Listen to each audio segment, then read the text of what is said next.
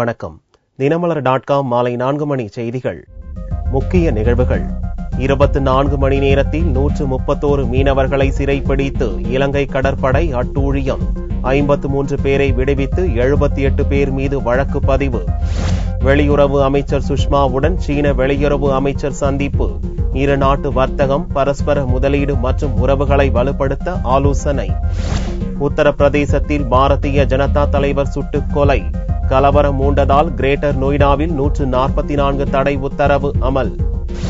விரிவான செய்திகள். கடந்த 24 மணி நேரத்தில் 131 தமிழக மீனவர்களை சிறைப்பிடித்து 53 பேரை இலங்கை கடற்படை விடுவித்த சம்பவம் மீனவர்கள் மத்தியில் கொந்தளிப்பை ஏற்படுத்தியுள்ளது. மீன்பிடி தடைக்காலம் முடிந்து கடலுக்கு மீன்பிடிக்க செல்லும் தமிழக மீனவர்களை கைது செய்வதும் விரட்டுவதும் சிறைப்பிடிக்கப்பட்டவர்களை விடுவிப்பதுமாக இலங்கை கடற்படை கண்ணாமூச்சி ஆட்டம் ஆடி வருகிறது. வழக்கம் போல் சனிக்கிழமையன்று அதிகாலை 750 விசை படகுகளில் 900க்கும் மேற்பட்ட ராமேஸ்வரம் மீனவர்கள் மீன்பிடிக்க சென்றனர். தனுஷ்கோடி தலைமன்னாருக்கு இடையே ராமேஸ்வரம் மீனவர்களை சுற்றி வளைத்த இலங்கை கடற்படை எல்லை தாண்டி வந்ததாக கூறி 45 மீனவர்களை கைது செய்தது. ஞாயிற்றுக்கிழமையன்று காலை நெடுந்தீவு அருகே மீன்பிடித்துக் கொண்டிருந்த புதுக்கோட்டை, நாகையைச் சேர்ந்த 32 மீனவர்கள் மற்றும் தலைமன்னார் பகுதியில் மீன்பிடித்துக் கொண்டிருந்த 54 மீனவர்களையும் இலங்கை கடற்படை கைது செய்தது.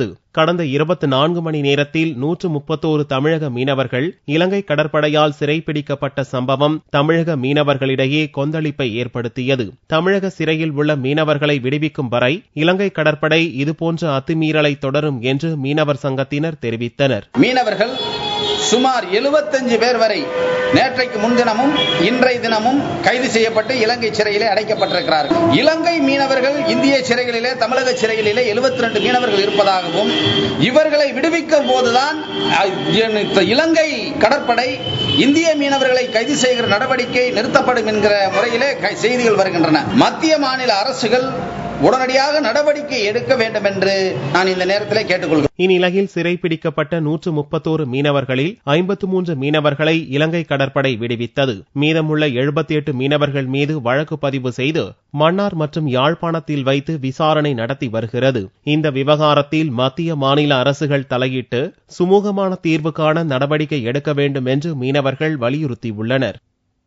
புழல் சிறையில் அடைக்கப்பட்டிருந்த 11 இலங்கை மீனவர்களை விடுவிக்க தமிழக அரசு உத்தரவிட்டதை அடுத்து அவர்கள் எழும்பூரில் உள்ள மகாபோதி மையத்தில் தங்க வைக்கப்பட்டனர். இலங்கை கடல் எல்லைக்குள் சென்று மீன்பிடிக்கும் போது தமிழக மீனவர்களை இலங்கை கடற்படையினர் சிறைப்பிடிப்பதும் பின்னர் இந்திய அரசின் வேண்டுகோளுக்கு இணங்க மீனவர்கள் விடுதலை செய்யப்படுவதும் வாடிக்கையான ஒன்றாக உள்ளது. இப்பிரச்சினைக்கு நிரந்தர தீர்வு காண தமிழக அரசும் மத்திய அரசும் முயற்சி மேற்கொண்டுள்ளது. நரேந்திர மோடி பதவியேற்பு விழாவில் ராஜபக்சே கலந்து கொள்வதற்கு முன்பாக இலங்கை சிறையில் அடைக்கப்பட்டிருந்த மீனவர்கள் அனைவரும் விடுவிக்கப்பட்டனர். இந்நிலையில் கடந்த மே மாதம் 11ஆம் தேதி தமிழக எல்லைக்குள் மீன்பிடித்ததாக கூறி கைது செய்யப்பட்டு புழல் சிறையில் அடைக்கப்பட்டிருந்த 11 மீனவர்களை விடுதலை செய்து தமிழக அரசு உத்தரவிட்டது. இதையடுத்து விடுதலை செய்யப்பட்ட மீனவர்கள் சென்னை எழும்பூரில் உள்ள மகாபோதி மடத்திற்கு கொண்டு வரப்பட்டு தங்க வைக்கப்பட்டனர். இவர்களை விரைவில் கப்பல் மூலம் இலங்கைக்கு கொண்டு சென்று இந்திய கடற்படை ஒப்படைக்கும் என்று கூறப்படுகிறது. இந்தியாவில் சுற்றுப்பயணம் மேற்கொண்டுள்ள சீன வெளியுறவுத்துறை அமைச்சர் வாங்கி டெல்லியில் மத்திய வெளியுறவு அமைச்சர் சுஷ்மா சுவராஜை சந்தித்து பேச்சுவார்த்தை நடத்தினார். சீன வெளியுறவுத்துறை அமைச்சர் வாங்கி 2 நாள் சுற்றுப்பயணமாக இந்தியா வந்துள்ளார். ஞாயிறன்று அதிகாலை டெல்லி வந்து சேர்ந்த அவர் மத்திய வெளியுறவுத்துறை அமைச்சர் சுஷ்மா சுவராஜை சந்தித்து பேச்சுவார்த்தை நடத்தினார். இந்த சந்திப்பின் போது இருநாட்டு உறவுகளை வலுப்படுத்துவது குறித்து இருவரும் பேசினர். இரு நாடுகளின் வர்த்தகம் மற்றும் பரஸ்பர முதலீடு ஆகியவற்றை வலுப்படுத்துவதற்கான வழிவகைகள் குறித்தும் இருவரும் ஆராய்ந்தனர். மத்திய வெளியுறவுத்துறை செயலர் சுஜாதா சிங் மற்றும் அதிகாரிகள் மற்றும் சீன குழுவினரும் இந்த சந்திப்பின் போது உடன் இருந்தனர். கடந்த ஆண்டு இந்திய எல்லையில் 20 கிலோமீட்டர் தூரத்துக்கு சீன ராணுவத்தினர் ஊடுருவியதால் இரு நாடுகளிடையேயான உறவில் பாதிப்பு ஏற்பட்டது. 3 வாரங்களுக்கு பிறகு இரு ராணுவத்தினரும் அவரவர் முகாம்களுக்கு பின்வாங்கியதை தொடர்ந்து பிரச்சினை முடிவுக்கு வந்தது. இந்தியா சீனா இடையே எல்லை பிரச்சினை தொடரும் நிலையில் மோடி தலைமையிலான புதிய அரசுடன் நல்லுறவை பேண சீன அதிபர் ஷி ஜின்பிங் விரும்புகிறார். சீன அதிபரின் சிறப்பு தூதராக வருகை தந்துள்ள வாங்கி திங்களன்று ஜனாதிபதி பிரணாப் முகர்ஜி, பிரதமர் நரேந்திர மோடி ஆகியோரையும் சந்தித்து பேசுகிறார். எல்லை பிரச்சனையால் இரு நாடுகளின் உறவில் பாதிப்பு ஏற்படாமல் இருப்பதற்கான வழிவகைகளை ஆராய்வது குறித்து மோடியுடன் சீன வெளியுறவு அமைச்சர் வாங்கி ஆலோசனை நடத்துவார் என்று எதிர்பார்க்கப்படுகிறது. உத்தரப்பிரதேசத்தில் பாரதிய ஜனதா தலைவரை மர்ம நபர்கள் சுட்டுக் கொன்றனர். இதனால் ஆவேசமடைந்த அவரது ஆதரவாளர்கள் வன்முறை சம்பவங்களில் ஈடுபட்டதால் அங்கு பதற்றம் நிலவுகிறது.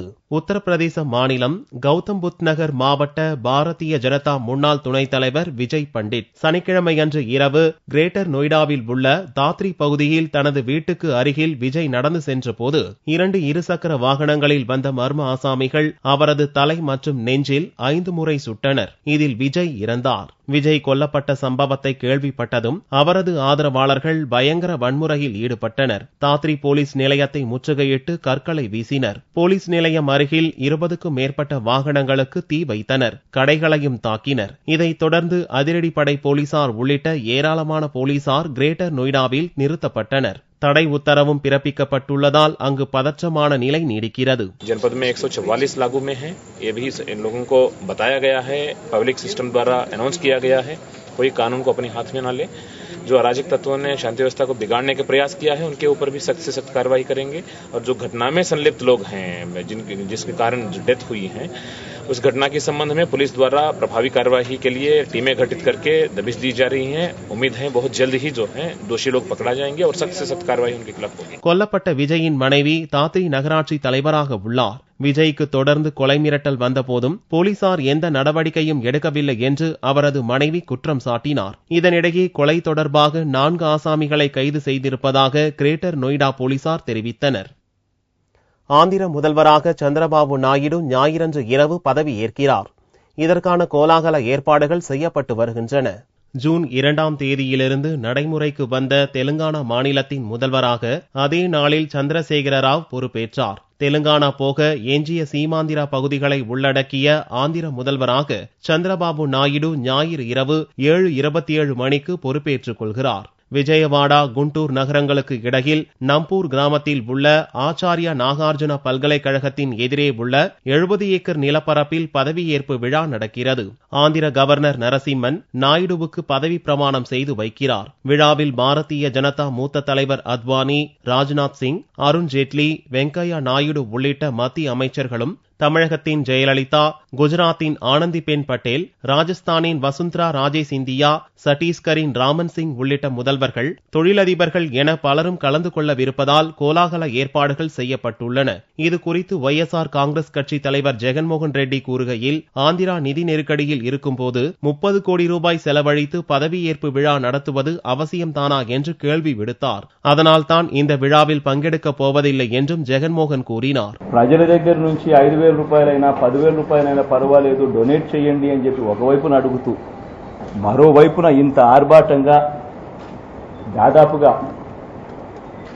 30 కోట్ల రూపాయలు దాదాపుగా ఖర్చు చేసి ఒక ప్రమాణ స్వీకారం కార్యక్రమం చేస్తున్నారు అని అంటే నిజంగా ఈ ఆలోచనలు వీళ్ళ విజ్ఞతకే విడిచిపెడుతున్నాను.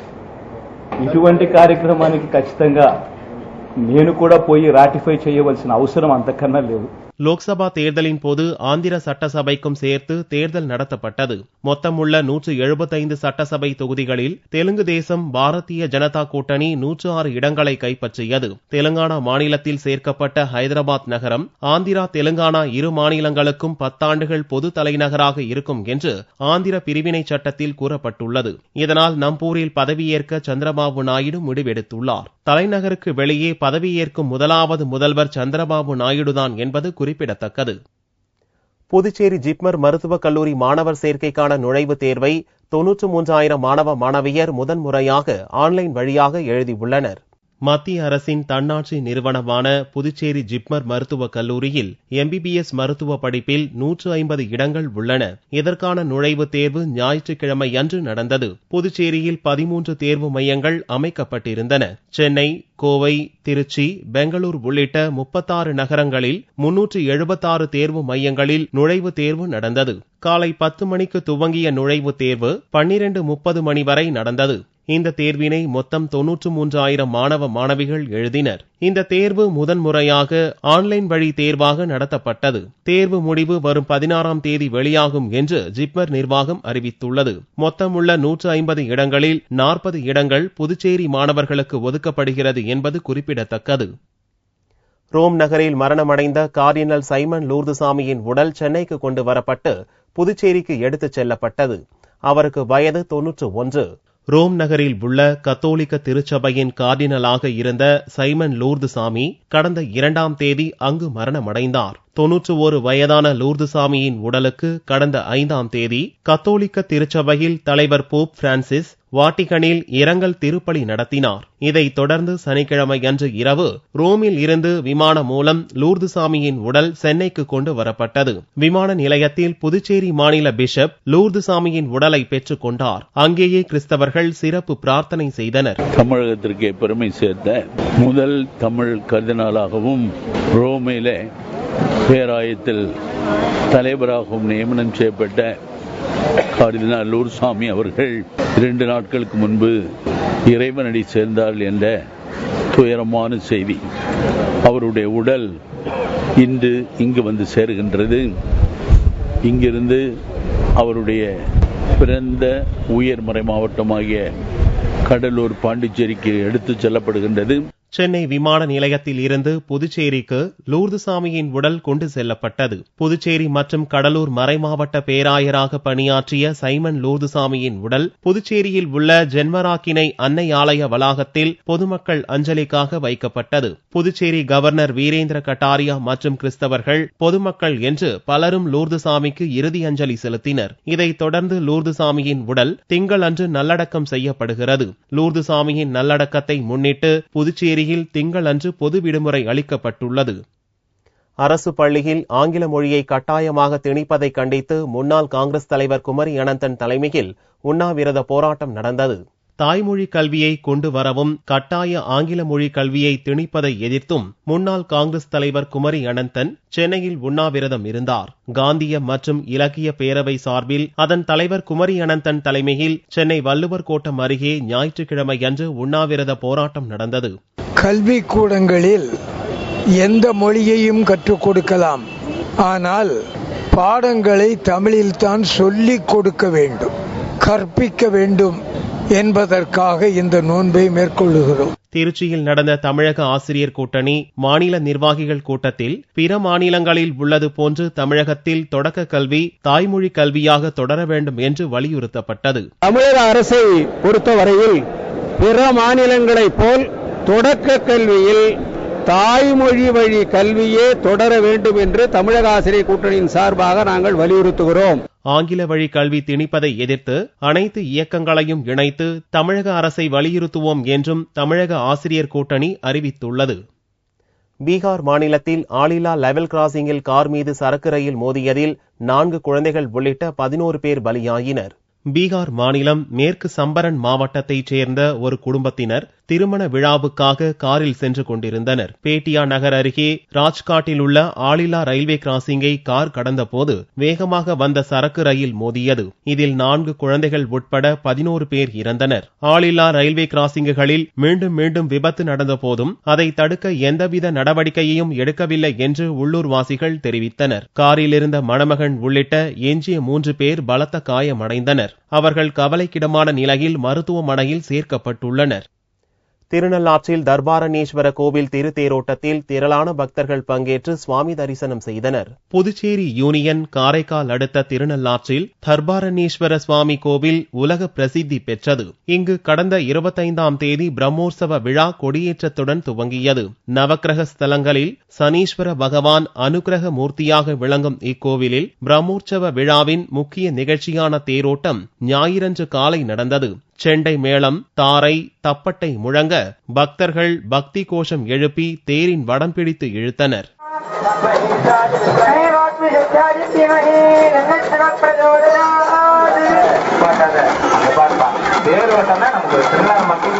சிறப்பு பூஜைகளுடன் செண்பக தியாகராஜர் மற்றும் அம்பாள் தேர்களை பக்தர்கள் பக்தி பரவசத்துடன் இழுத்துச் சென்றனர். தங்கத்தின் விலையில் ஞாயிறன்று மாற்றமில்லை. 1 சவரன் தங்கம் 20,312 ரூபாய்க்கு விற்பனையானது. 1 கிராம் ஆபரண தங்கம் 2,539 ரூபாயாக இருந்தது. வெள்ளி 1 கிராம் 43 ரூபாய் 50 காசுகளுக்கு விற்பனையானது. பார் வெள்ளியின் விலை 40,635 ரூபாயாக இருந்தது. மதுரை சோலைமலை மற்றும் ராமநாதபுரம் வழிவிடு முருகன் கோவில்களில் நடந்த கும்பாபிஷேகத்தை லட்சக்கணக்கான பக்தர்கள் பக்தி பரவசத்துடன் கண்டு களித்து தரிசனம் செய்தனர். மதுரை மாவட்டம் அழகர் கோவில் மலை மீதுள்ள முருகனின் அறுபடை வீடுகளில் 6ஆம் படை வீடான சோலைமலை முருகன் கோவிலில் ஞாயிற்றுக்கிழமை அன்று கும்பாபிஷேகம் நடந்தது. கடந்த 2002ஆம் ஆண்டுக்கு பிறகு தற்போது நடந்த கும்பாபிஷேகத்தை காண மதுரை மற்றும் சுற்றுவட்டார பகுதிகளில் இருந்து ஆயிரக்கணக்கான பக்தர்கள் வந்திருந்தனர். கடந்த 2ஆம் தேதி முதல் யாகசாலை பூஜைகள் நடந்து முடிந்ததை தொடர்ந்து ஞாயிறன்று நடந்த கும்பாபிஷேக நிகழ்ச்சியில் பக்தர்கள் பக்தி பரவசத்துடன் கண்டு ரசித்து சுவாமி தரிசனம் செய்தனர்.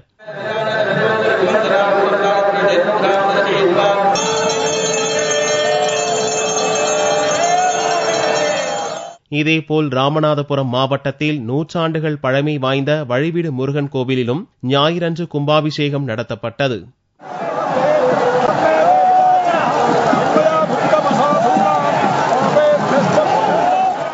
வழிவிடு முருகனின் 206 கும்பாபிஷேகம் 6ஆம் தேதி முதல் ஆரம்பித்து இன்றைய தினம் சிறப்பான முறையில் கும்பாபிஷேக திருவிழா நடைபெற்றது. ஆயிரக்கணக்கான பக்தர்கள் கும்பாபிஷேக நிகழ்ச்சியை காண திரண்டிருந்தனர். அரோகரா கோஷம் முழங்க பக்தர்கள் பக்தி பரவசத்துடன் சுவாமி தரிசனம் செய்தனர். மீண்டும் செய்திகள் இந்திய நேரப்படி இரவு 8 மணிக்கு.